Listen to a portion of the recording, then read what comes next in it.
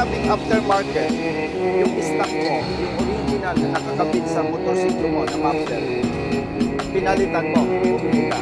Ang tawag doon, aftermarket. Pero, masasabi lang yung modified mo. Halimbawa, ito mo, ay hindi mo, yun ang modified. Kapag ka ganon, wala ka pang violation na pwedeng sabihin ng police o ang enforcer. Bakit? Halimbawa, nagpalit ka ng muffler, aftermarket, at police ako, o kaya naman enforcer ako. Nakita ko, nadinig ko ang ingay ng muffler. Doon pa lang kita sisitahin. Wala ka pang violation. Dapat, para mapatunayan ko na may violation ka, gagamitan ko ng decibel meter. Kapag lumampas ng 99 decibels, doon ka palang may violation. Hindi violation ang aftermarket.